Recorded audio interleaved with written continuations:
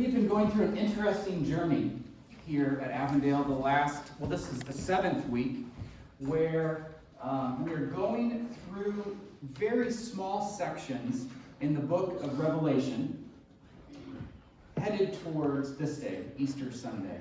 We've looked at how can we fight despair, right? We've said that the last year or more has been one of great despair. And so what is it about the scriptures, or where can we find hope, or where can we find a word or a message to help us fight despair? And we've looked at the book of Revelation not as something to be scared of, not as something that is such a great mystery, not as something that has all the secrets that nobody else has, not as something that is to be used to make money on television late at night, as a lot of folks who talk about Revelation or the Apocalypse seem to do. It's not a book that we're looking at to try to sell books, but rather, how do we live in the in-between times? The between times, between the first coming of the Messiah and the second coming of the Messiah. And John, in his very theatrical dream or vision, said he has invited us to be priests. And in this priests, we are priests of a counter kingdom. The kingdom of Jesus that is, but isn't out in the open yet. He's invited us to be prophets or preachers, John has, of this new kingdom. To speak the truth, to identify the forces at work in the world, and to understand and encourage one another to endure to the end, holding fast that which we know is true. And it will feel like we are dying, and it will feel like we are losing. And in fact, between when it was written and today, people have lost their lives. And you and I will die. That's part of the deal of living in the in-between times. We just didn't think that it would be so long. We just didn't think it'd be 2,000 years or more. That we would have to endure the violence of the world, the evil of the world, the taking. And so now today we look at Jesus' work is finished. It is done. He's resurrected from the grave, and so death is done. Death has been defeated. Its stickiness or its sticking power no longer has effect. You and I will die, but that will not be the last word on our lives. That will not be the end of our lives. It will be the end of this life as we go to the next life. It is life after life. Right? Not life after death, but life after life. So would you turn to the end of the Bible? And wouldn't you know that the screen is stuck? Is it bothering anyone as much as it's bothering me? No.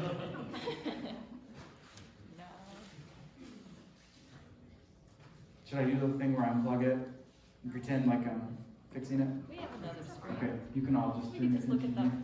one. Okay. Would you go to the next slide, Frank? We've looked at this. So you're in the back of the book. You're in the back of the Bible, the last of Revelation, the last of the Bible, the last few pages before the index. We've been using this image of a Coptic church that the architecture or the structure of the building is presenting a message that is very similar to the drama that we see played out in the book of Revelation. Here it is that all of the levels or the hierarchies, all of the things that are invisible, like how we interact with each other socially. We have these social structures. You can't touch them, right? We have these psychological structures and parameters that we view relationships and the world and ourselves. I can't touch those things. But those are the very structures, very types of things that the book of Revelation is pulling the curtain back on. But this church in particular has used physical structures to represent those things that you can't touch. And all heaven and all earth, from the creeping things on the ground and the things swimming in the water, to the birds flying, to the angels in wherever they exist, whatever sort of reality that they exist in, to all of the creatures stacked one on another in some sort of hierarchy, all centered in on the main drama of the cosmos. And that is what I'm inviting you into, to participate and understand the main drama, the main story, the main narrative that's playing out. And John's dream, as wild as it is, lets us in on that.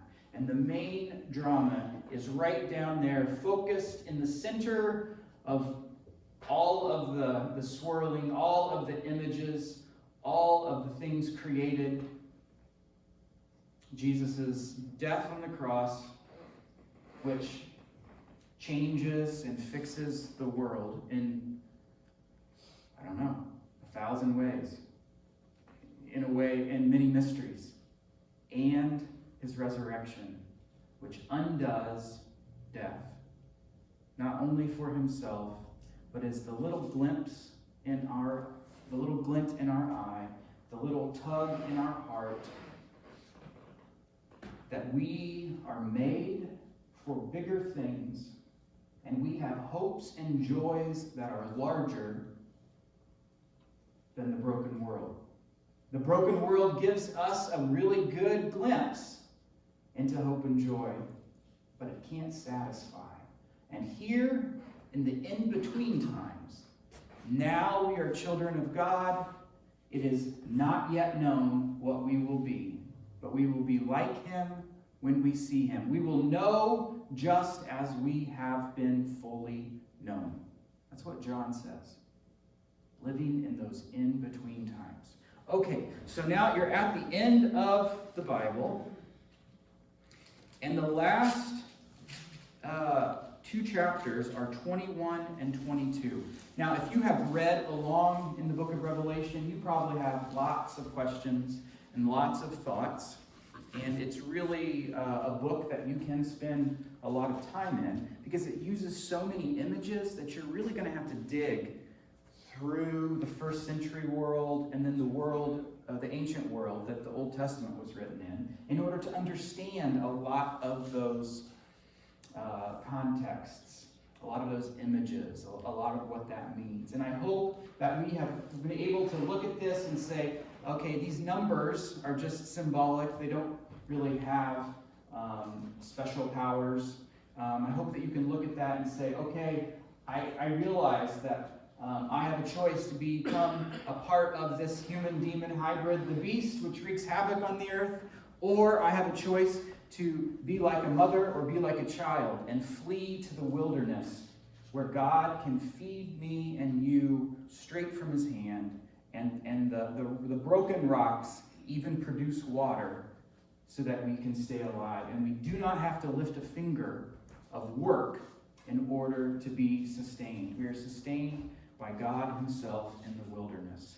If we flash forward now to chapter 21 and 22, this is where we get the new heaven and the new earth. Let me read a quote from a guy who writes about these things. This earth, raped, robbed, torn, filled with anger and revenge, with hurt and pain, cannot and should not remain. It has to go. The earth had been the dwelling place of the beast, the false prophet of the beast who came out of the sea. It was the throne of Babylon. The earth was the great harlot.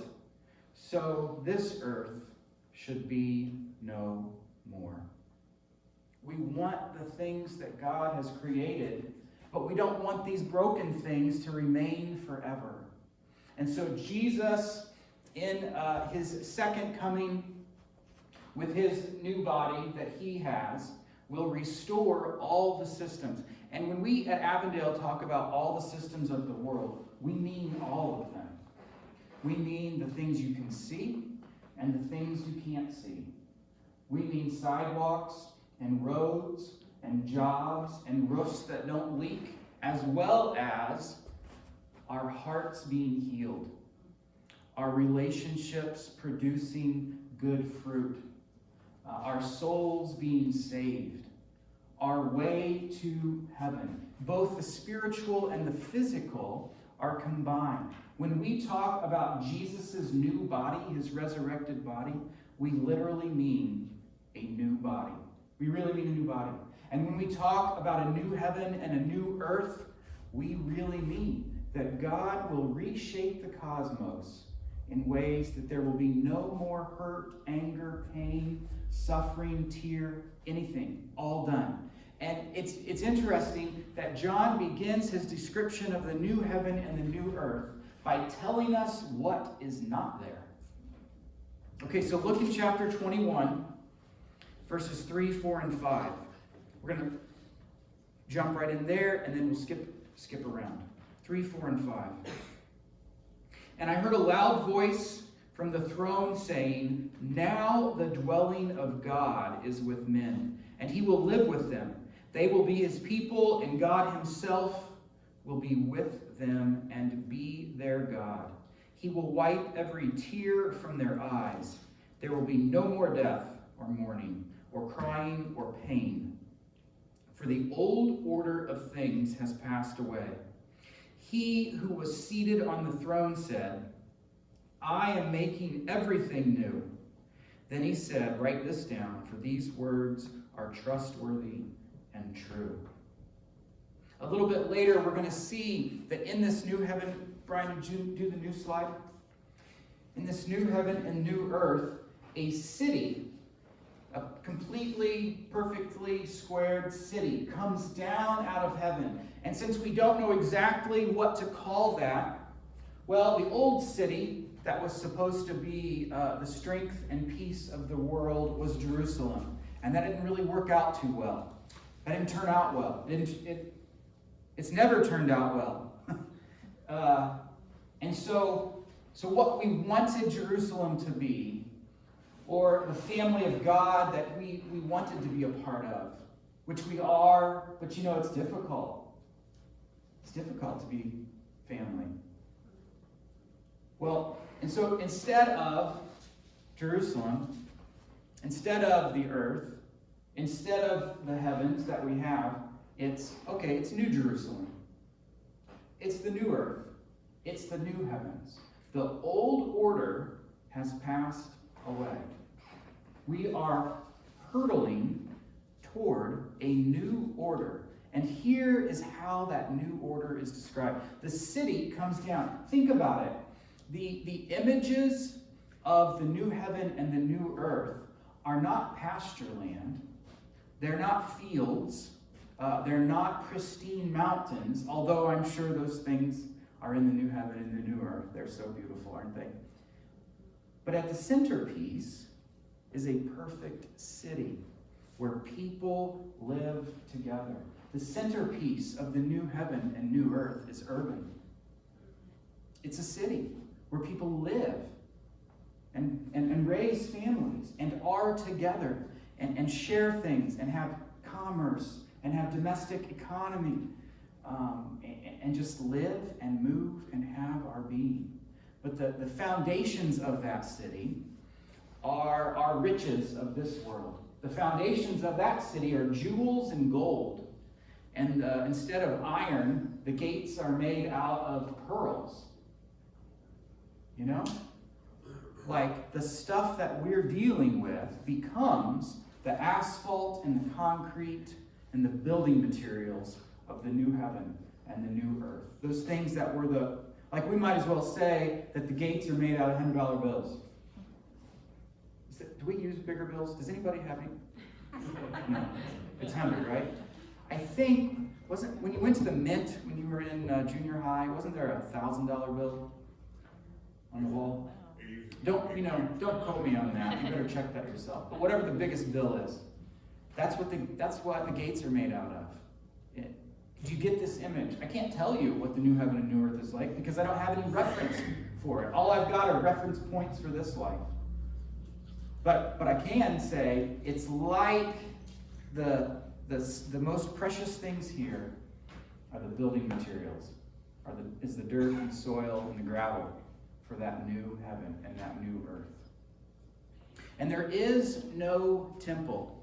Remember that we have the temple, and we have the church building, and we have the priests, and the pastors, and the preachers, and the prophets, and the judges. We have all of those things, all of those orders, and all those societies, and all those guilds, basically because we can't do the right thing.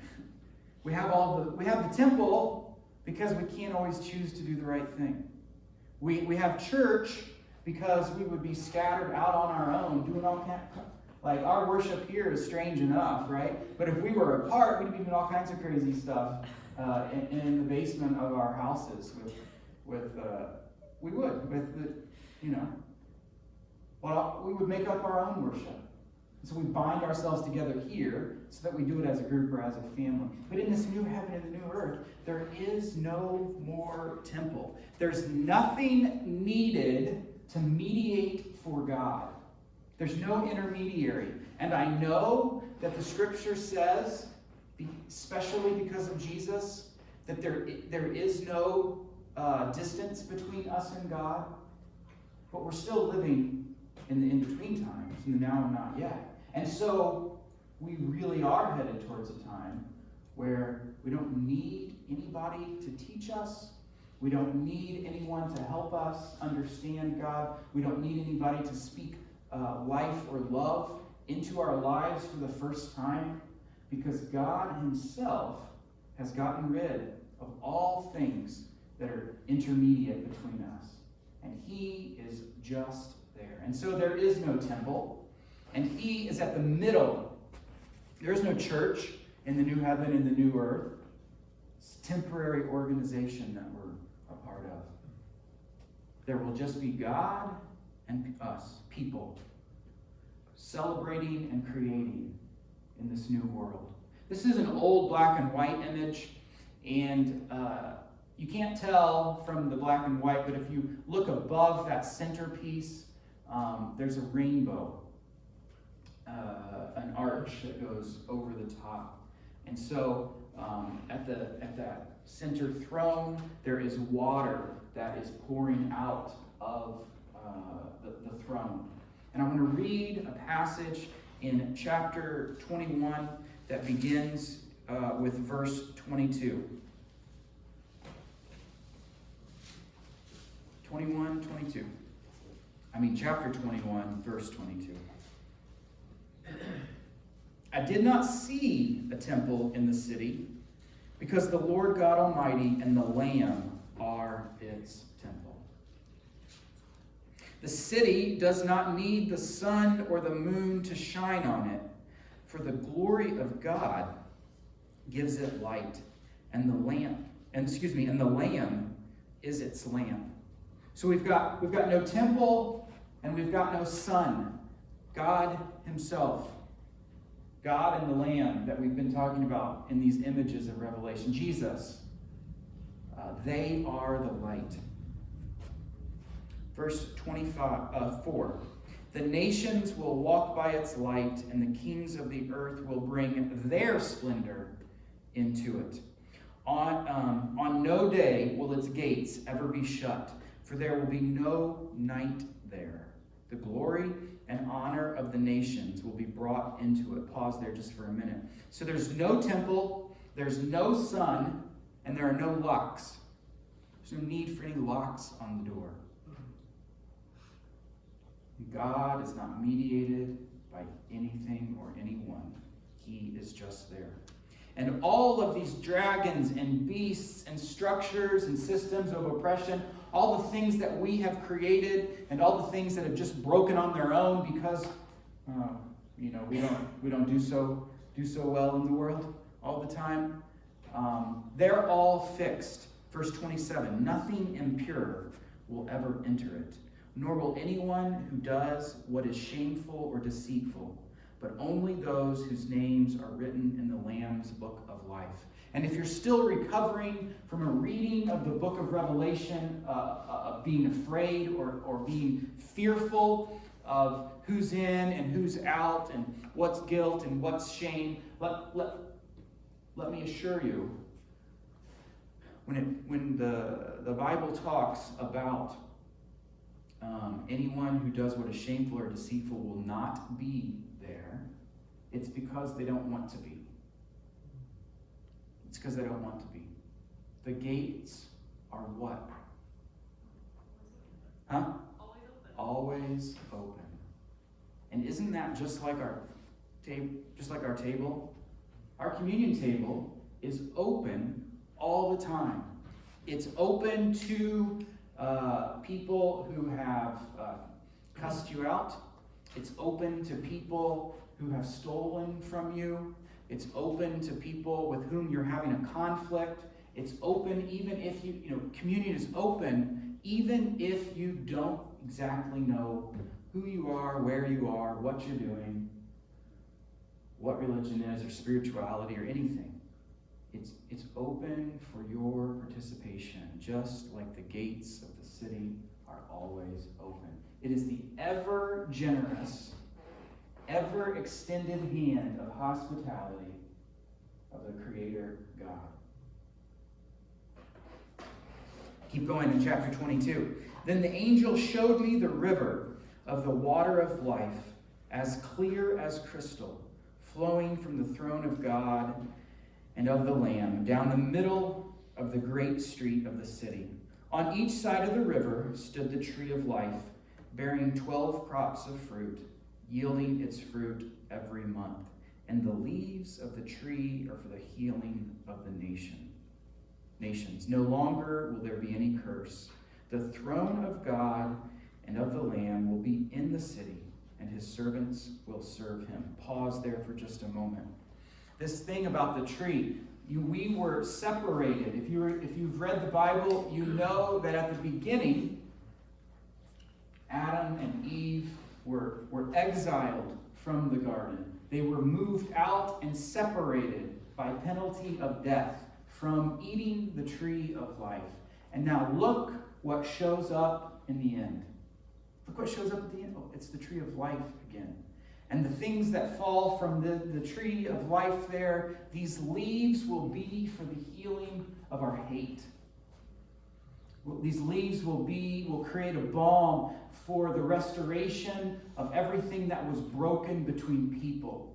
Whether that be between you and the person sitting next to you, or between our country and another country, or between civilizations that existed prior. All of the barriers that we put up between people, between those who have and those who don't. The barriers that we put up between skin colors. The barriers that we put up between who has what resources and who doesn't. What language someone speaks and what language someone doesn't speak. All those barriers that we use to exploit one another. The tree of life in the fall will litter some leaves that normally just turn into soil, but these leaves turn into healing. You can brush them on our rage and our hate, our war and our vitriol, and they will soothe us. And the plants, remember what happened to the plants in the beginning? Well, they were growing really nicely in the garden, and we didn't have to tend them. There was no tending done. There was no work. There was no, if there was any work, it didn't involve it didn't involve sweat. It didn't involve hurting your back.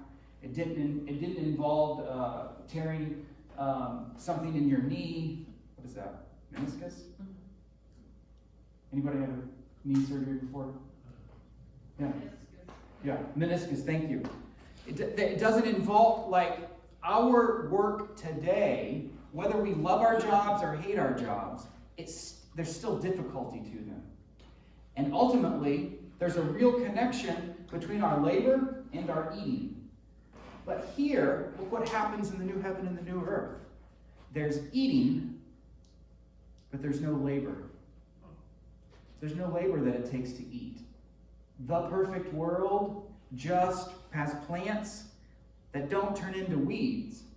They're plants that turn into produce, food, grain, vegetables, fruit, just to eat. The creation itself doesn't require us to labor for our food. The Lord's trees just provide it. Are you catching the scent of the new heaven and the new earth? Are you catching the gist? Are you catching what the Spirit is going to create? Where we're headed? What we're enduring for? Or where we're enduring toward? And so, in verse 4, they will see his face, and his name will be on their foreheads. As we looked at as we've seen in the Old Testament, it is common to say that except for one, possibly two people, no one has seen the face of God. And if they have seen the face of God, they've only seen the back of his head, in a sense. To see God is to die from his glory. To see the fire and the smoke coming down on the mountain, thunder on the mountain. To see the thunder on the mountain, it is to be afraid. And yet here, we are meeting with God face to face. The one who created us, the one who loves us from start to finish, wants to have face-to-face relationship. I'm looking forward to that. I'm looking forward to being changed. Gosh, I need change. I'm about at the end of everything. I'm at the end of what I've got, of the tools and the resources that I have for a good life. I just ultimately, I just want to take that step and be changed. Or look him in the face and be changed. To see eye to eye and to know and realize that I and you have always been fully known. Man, the veil is so thick right now. And the darkness and the mist and the cloudiness really distorts our vision. And we look at things, but we look at things in sort of a refracted way. Not then. Face to face. And we will not need the light of a lamp or the light of the sun, for the Lord God will give them, and they will reign forever and ever. The angel said to me, "These words are trustworthy and true. The Lord, the God of the spirits of the prophets, sent his angel to show his servants the things that must take place soon." No scarcity in a city, no temple, no sun, no locks, nothing in between our face and God's face. A new tree, a new garden, food ever present, and the place that we were banished from is now opened back up. What we could not do, God himself, Jesus, did in opening back up the perfect world. And then the scripture ends with, isn't John so symbolic? 7 times. 3 times, Jesus says, I come quickly. And 4 times, people or the world responds with, come, Lord, come. 7 times in the last few verses. The last word of the scriptures from the people who had been with Jesus is that he comes quickly. I come soon. Be ready. Behold, I come quickly. And I can tell you it doesn't feel like that. I don't feel that way. It doesn't feel like that the hate in the world, no, how do I want to say that? it feels like his message sometimes, that he comes quickly, gets overshadowed by the hate in the world, by the violence in the world, by the brokenness in our own bodies, the brokenness in our own relationships, the brokenness in our own minds. Seems like those messages of, what is your lie, right? What's your message? Those messages of pain, of suffering, whether it be physical, mental, emotional, those messages seem to overwhelm us and overshadow us and overshadow the message that Jesus comes soon. And then sometimes people say, well, time to God is different than time. Well, not really. He made time. He's pretty well acquainted with how long we think it's been since he said he would fix all these things. He's aware of that. And so he gives us this invitation to say, Jesus says, if I have been faithful in your life and in the world in the past, will you trust me to get you to the future where we see each other face to face? If I've been faithful in the past, Jesus says, have I earned enough credit with you? Have I earned enough credential with you that you will trust me to get you to the finish line? No pain, no suffering. And that little tiny response of, I don't have anything else. Yeah, Jesus, I guess I will. I'm not real thrilled with the world, but I guess I will trust you to get us all to the new heaven and the new earth. I see that you've been faithful in the past, and I guess you've earned a little bit of credit and a little bit, possibly even sympathy, that you will get us to the end. And so that is the invitation that I make to you. Would you respond in your heart and with the way you live your daily, weekly lives as if you will have enough strength and the Lord will supply what you need to get you enduring until the end. And the mission here in Avondale, our spiritual formation project here at Avondale, where we grow to be more like Jesus,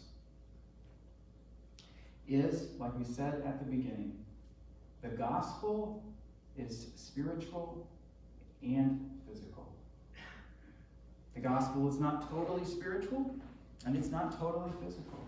The message of the gospel is Jesus is going to redeem and restore everything. And so while we're waiting, why don't we go ahead and get on the bus and do what we can to redeem and restore.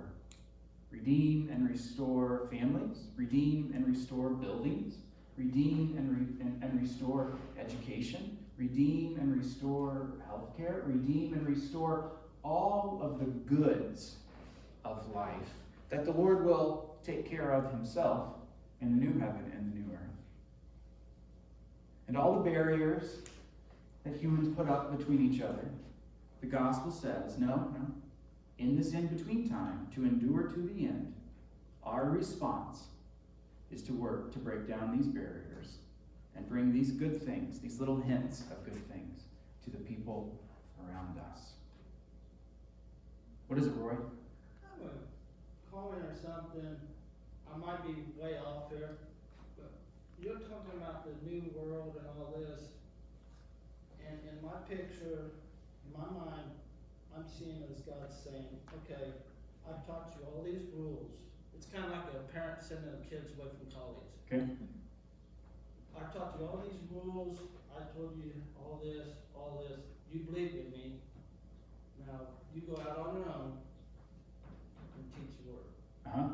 So in my opinion, I'm seeing God as not saying goodbye, but giving us more room to grow.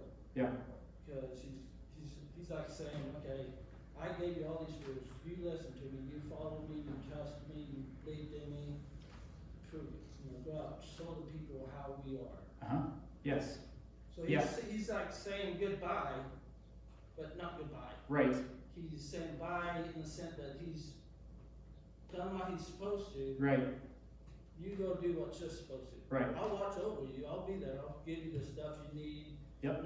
But you're pretty much on your own. Good. He says, just like we say now and not yet, or in the in-between times, he says goodbye, but not goodbye. So is that kind of a wrong picture in my head? I don't think so, Roy. No. But do you kind of see where I'm going with this, though? I think so, yeah. Yeah. So we have been empowered to do these fruits and these works, that's the same things that Jesus did. And that's to be our activity and our lives until he returns. Yeah. We're going to take communion this morning. Lindsay, would you help?